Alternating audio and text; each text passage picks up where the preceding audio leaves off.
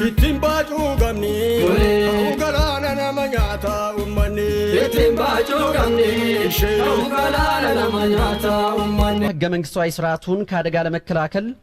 በተዘጋጀ የአስቸኳይ ጊዜ ረቂቅ አዋጅ ላይ ተወያይቶ ውሳኔ አሳልፏል። በዚህ መሰረት መንግስት ሕገ መንግስቱንና ሕገ መንግስታዊ ስርዓቱን ከአደጋ የመከላከልና የመጠበቅ የሀገርን ሰላምና ደህንነት የማስከበርና የህዝቦችን አንድነትና እኩልነትን እውን በማድረግ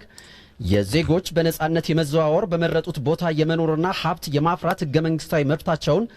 የመጠበቅ ኃላፊነት ያለበት መሆኑን በመገንዘብ ከቅርብ ጊዜ ወዲህ በአገራችን አንዳንድ አካባቢዎች ሕገ መንግስቱንና ሕገ መንግስታዊ ስርዓቱን የህዝብን ሰላም ደህንነት የሚጥስና ለአደጋ የሚያጋልጥ ብሎም የህዝቦችን ባንድነት አብሮ የመኖር እሴትን የሚንድ የመንግስትና የግሉን ዘርፍ የሥራ እንቅስቃሴን የሚያስተጓጉል የህግ የበላይነትን የሚያዳክም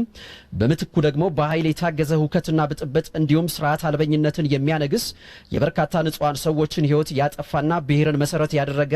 ጥቃትና የህዝቦች መፈናቀልን እየደረሰ የሀገራችን ኢኮኖሚ እየተጎዳ ንብረት እየወደመ የህዝቡ በሰላም ወጥቶ መግባት እየታወከ እንዲሁም ይህ ሁኔታ እየተስፋፋና እየተራዘመ መሄዱን በመገንዘብ በተፈጠረው ሁከትና ብጥብጥ የተነሳ በተለያዩ አካባቢዎች የሚገኙ የህብረተሰብ ክፍሎች መንግስት የህግ ጥበቃና ከለላ እንዲያደርግላቸው መንግስትን በተለያዩ መድረኮች ጥያቄ በማቅረባቸው በሕገ መንግስቱና በሕገ መንግስታዊ ስርዓቱ ላይ የተጋረጠውን ይህንን አደጋ በመደበኛው ህግ ማስከበር ስርዓት ለመከላከልና ለመቆጣጠር ከማይቻልበት ደረጃ ላይ መድረሱንና ሕገ መንግስታዊ ስርዓቱን ለመጠበቅ የሚያስችል የአስቸኳይ ጊዜ አዋጅ ማውጣት አስፈላጊ መሆኑ ታምኖበታል። ስለሆነም በኢፌዴሪ ሕገ መንግስት አንቀጽ 93 ቁጥር 1 ሀ መሰረት የአስቸኳይ ጊዜ አዋጅ ታውጇል። አዋጁ በሚኒስትሮች ምክር ቤት ከታወጀበት ከዛሬ የካቲት 9 ቀን 2010 ዓ.ም ጀምሮ የጸና ይሆናል።